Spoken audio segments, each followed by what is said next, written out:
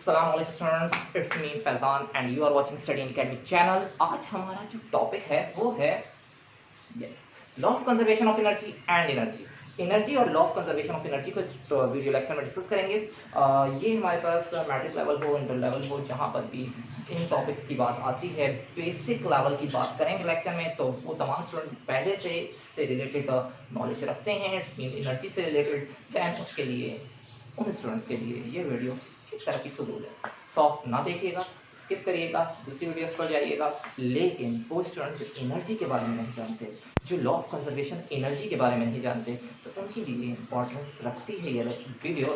तो स्टार्ट लेते हैं। What's mean by energy? तो students, the capability of doing work, काम करने की सलाहियत को एनर्जी कहते हैं। The capability of doing work is known as energy. Energy क्या है? एनर्जी को हम डिफाइन कर दिया था, capability of doing work.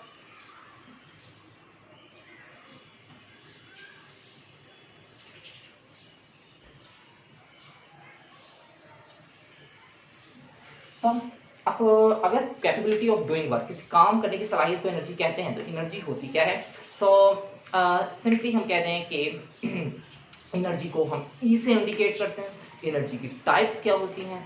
According to Einstein energy equation, E is equal to mc²। But ये इक्वेशन अभी हम यहाँ पर डिटेल वाइज नहीं पढ़ेंगे।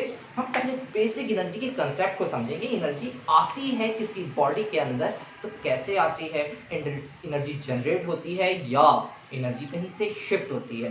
तो याद रखें, इससे रिलेटेड हमारी जो लॉ है, law of conservation of energy, वो ये बताती है कि लॉ कंजर्व है। कंजर्व के हवाले से है, एनर्जी की कंजर्वेशन के हवाले से। अब कंजर्व वर्ड को अगर देखें तो इसके मीनिंग्स ये होते हैं कि एनर्जी ना तो पैदा होती है, ना डिस्ट्रॉय होती है, ख़त्म होती है, बल्कि ये वन फॉर्म, एक हालत से दूसरी हालत में चेंज होती है। एक अंदाज से, एक चीज़ से एक अंदाज से दूसरे अंदाज में जाती है। अगर फॉर एग्जांपल हमारी बॉडी के अंदर एनर्जी है, तो हमने फूड डाइट वगैरह ली है, दैन उससे हमारी बॉडी में एनर्जी आई। तो एनर्जी थी फूड के पास, वो आई बॉडी में, तो अब बॉडी की एनर्जी बन चुकी है। ठीक है जी। इसी तरीके से अगर ये मार्कर मेरे हाथ में है, देन इसके अंदर एक पोटेंशियल एनर्जी है। वो एनर्जी कहाँ से आई?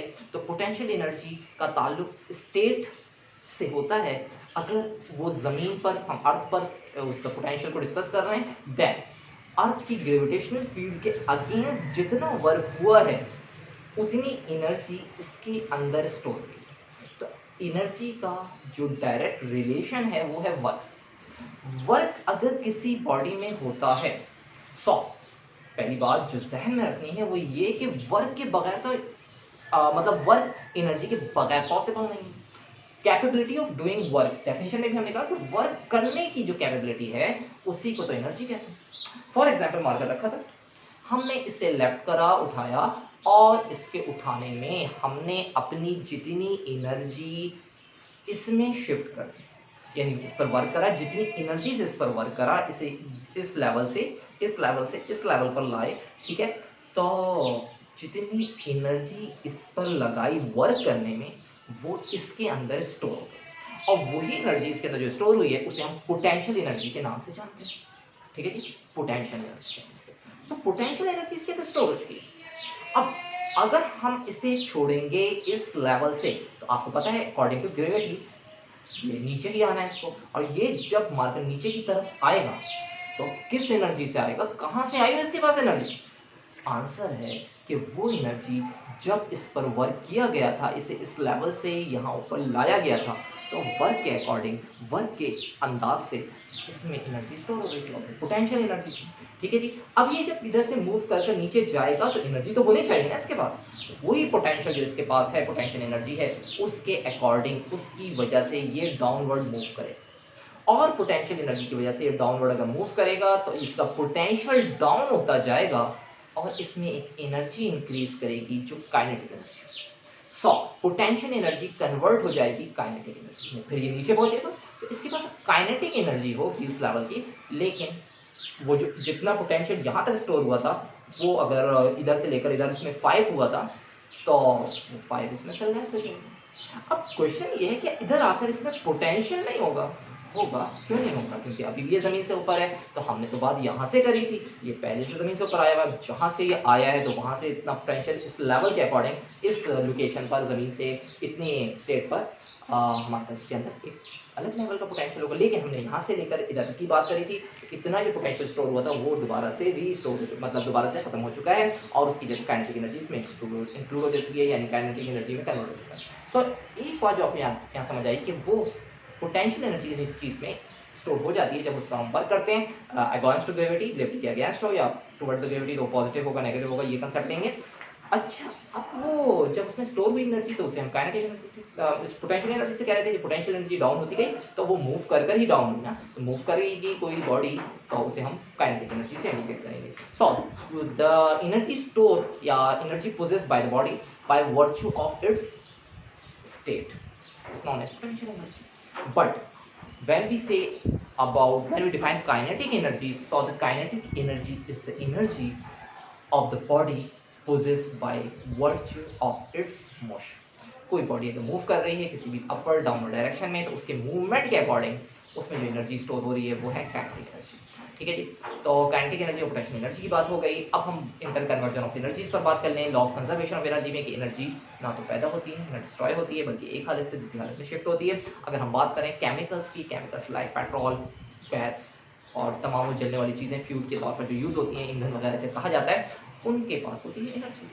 अब वो एनर्जी जब हम उसे फ्यूल को चलाएंगे देन वो एनर्जी हीट एनर्जी में शिफ्ट होगी। हीट एनर्जीज के अकॉर्डिंग वो ह्यूज एटमॉस्फेयर में एनर्जी तो एटमॉस्फेयर एब्जॉर्व कर लेता है। फिर उसके बाद जो भी उस हीट के अकॉर्डिंग जो भी वर्क किया जा रहा था, फॉर एग्जांपल वो पेट्रोल जलाया जाता है इंजन के अंदर, तो वहाँ पिस्टन में पिस्टन मूव करेगा तो मैकेनिकल एनर्जी में शिफ्ट हो जाएगी। ठीक है जी, अगर वही हमारे किसी कोई चीज़ बॉयल कर रहे थे हम और नीचे हीट जलाई हुई थी देन वो उस मटेरियल के अंदर एनर्जी शिफ्ट हो जाएगी। ठीक है, उसकी वजह से मटेरियल में कुछ चेंजेस आएंगी, केमिकल चेंजेस आएंगी, यानी वो पकेगा और फिर उसके बाद उसमें बॉइलिंग का जो प्रोसेस स्टार्ट होगा तो उसके मॉलिक्यूल्स के अंदर इंटरनल एनर्जी एब्जॉर्ब होगी और फिर वो दोबारा से जाहिर सी बात है कि वो एनर्जी को एटमॉस्फेयर ह्यूज एटमॉस्फेयर में चला जाना है, लेकिन ख़त्म नहीं होगा। ठीक है, ख़त्म नहीं होगा। तो ये है कि एनर्जी वन फॉर्म से सेकंड फॉर्म यानी कि एक हालत से दूसरी हालत में शिफ्ट होती है। इसी को law of conservation of energy के नाम से जाना जाता है। अगर हम बात करें इलेक्ट्रिक एनर्जी की तो इलेक्ट्रिक पावर सप्लाई में जो एनर्जी आ रही है वो इलेक्ट्रिक पावर जिससे भी बना है, फॉर एग्जांपल इलेक्ट्रिक पावर जो पानी से हम जो बिजली बना रहे हैं, देन वो एनर्जी पानी जो कि ग्लेशियर से ऊपर से फ्लो करता हुआ मैकेनिकल एनर्जी ग्रेविटेशनल एनर्जी की वजह से, ग्रेविटेशनल फोर्स की वजह से मैकेनिकल फॉर्म में नीचे आ रहा था समंदरों और दरियाओं की शक्ल में, उसमें टर्बाइंस लगे तो वो मैकेनिकल और जो है रोटेशनल एनर्जी में चेंज हुआ।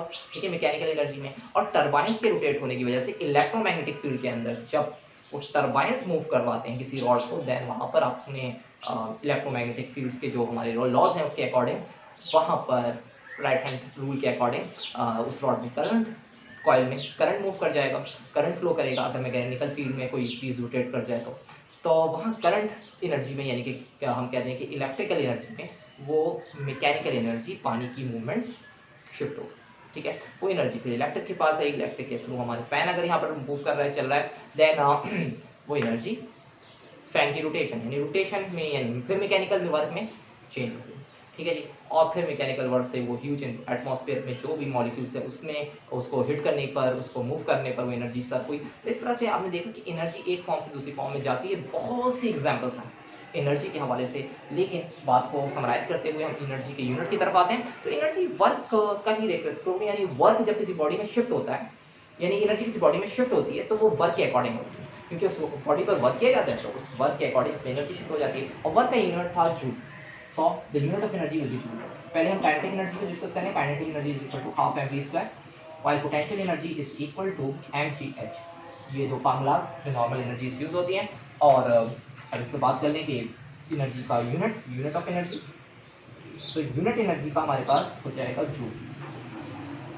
ठीक है, तो जूल ऐसा यूनिट है इंटरनेशनल स्टैंडर्ड के अकॉर्डिंग जूल एनर्जी का यूनिट है। आई होप कि आपको स्टेप्स क्लियर होंगे और ये कंसेप्ट एनर्जी के हवाले से जो भी क्वेरीज होंगी वो माइंड में क्लियर हो चुकी होंगी। अगर भी किसी किस्म का कोई क्वेश्चन जहन में आ रहा है तो आप कमेंट सेक्शन में ज़रूर डिस्कस करिए। Thanks for watching. अस्सलाम वालेकुम व रहमतुल्लाह।